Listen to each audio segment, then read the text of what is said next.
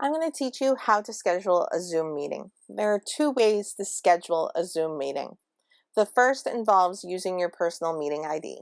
This is what I recommend if you are scheduling a meeting that's going to happen within the next hour or a one-on-one meeting.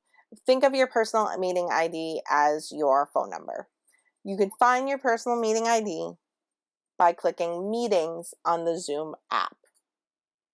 Right here is your personal meeting ID, or PMI. This won't change. This is associated with your account. You can give someone this personal meeting ID and they can enter it on the join page or the join function on the Zoom app. They would enter it right here under join the meeting ID, and they will be able to connect with you. That's the quick and easy way to schedule a one-on-one meeting, a quick meeting, something where you know the other person uses Zoom. You can have an unlimited number of people in that meeting, up to, I believe it's 500, but I don't think any of us would be doing something with a meeting with over 500 people. If you are doing a meeting on Zoom with over 500 people, you do need to contact IT ahead of time. The other way to schedule a meeting is to do so via the schedule function in Zoom. You would hit schedule and fill out all of these fields. You set the topic of the meeting, which is more like the title of the meeting. Figure out the date and time.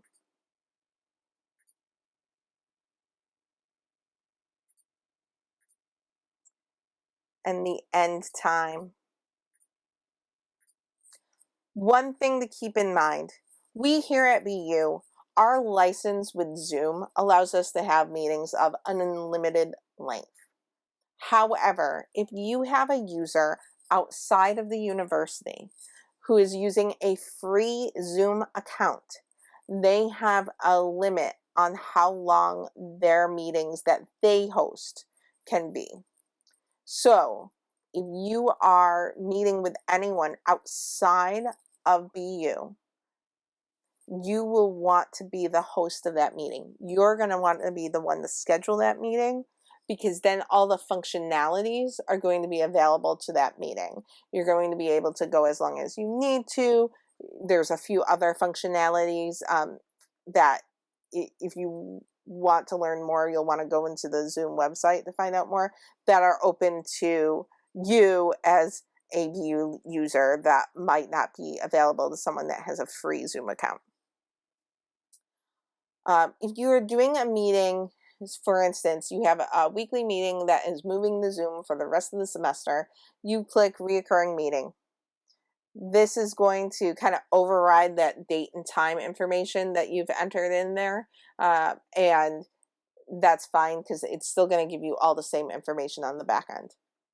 But for right now, we're going to unclick that to show you every option, every field on here. For a meeting ID, generate automatically or use your personal meeting ID if it's a large enough meeting, or a meeting that's going to happen weekly or a couple of times a week. I'll generate it automatically so that meeting has its own meeting ID and doesn't get crossed with my own personal meeting ID. Then if you are doing a meeting about something sensitive and you want people to have to give a password before entering, you would click here. Under video, you are the host. You're the one scheduling the meeting is the host. You can toggle that on or off.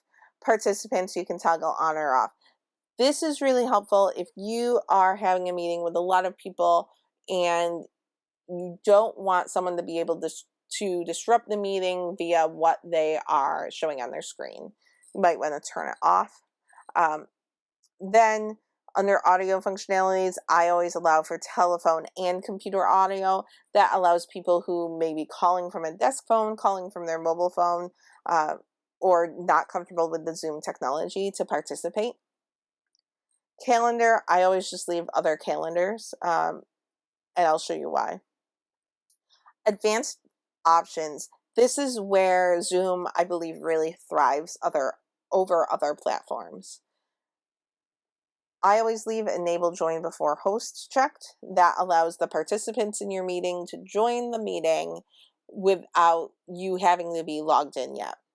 New participants on entry is something that you may want to select if people tend to have side conversations when you join an online meeting and you just don't want to hear that and you don't want anyone else to hear that at that time. Record the meeting automatically. You could check this now if you know for sure you want this meeting to be recorded.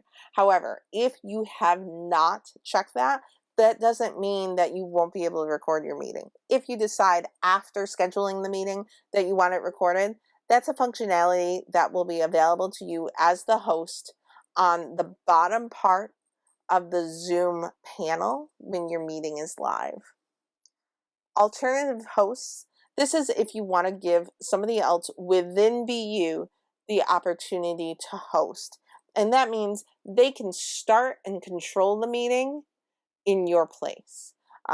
If whoever logs on first is going to be that host though, so you need to be mindful of that. So for instance, if I pick Dan as my alternative host and he logs into this meeting first, the hosting capabilities and privileges go to him, not me, even though I initially set up the meeting. You as a host, if you want the full control, will want to be logged in before that alternative host logs on, unless you want that alternative host to host. I hope that made sense. Now you want to go to schedule meeting. Now your meeting has been scheduled and you have all of this information that you can send via doing copy invitation right here, this big blue button. You can send that in an Outlook meeting invite, an iCal meeting invite, or an email to the participants of your meeting. Pressing copy invitation copies all of the text right here that you see me highlighting. A couple of things I want to point out. When you copy this into the email or calendar invite, you're going to be tempted to delete things and delete options that you don't think participants will use. One option that I really urge you not to delete is the one-tap mobile offering. What this allows someone to do is to open that email or calendar invite on their phone, and this will turn into a link that they can just press and call into the meeting.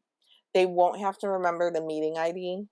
They won't have to have it like scribbled down on a post-it next to their phone, or they won't have to toggle between apps on their phone to find that meeting ID information.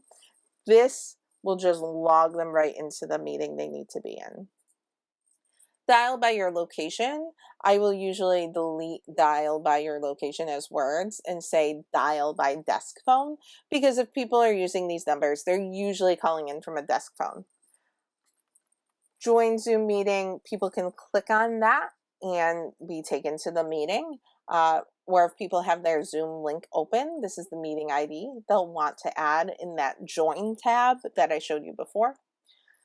These three options down below are conferencing systems that I'm not exactly familiar with, except for Skype for Business. That's what we used previously, and the university still has that. SIP and H323, I don't know a ton about, although I do know they're used internationally, and if you're having a meeting with people abroad, you may want to leave those options in your email or calendar invite. Otherwise, you can delete them if you know nobody else is going to use those options. I always leave the Skype for Business because I do know some people around campus are super Skype for Business loyal. So I've copied this meeting invitation, and now I'm going to close. I will put it in an email right here. And there you go. Everything that was in that your meeting has been created tab is now in this email, and I can send it to anyone I want. I can edit it if I want. Let's see. And so that is how you're going to schedule a Zoom meeting. If you have any questions at all, feel free to email me at catcorn, KATCORN, @bu.edu, or give me a call in the Dean of Students office, or I urge you to check out the really great Zoom pages that are on the IT website, or even better, check out Zoom's website themselves. They have some great instructional videos. Thanks. Bye.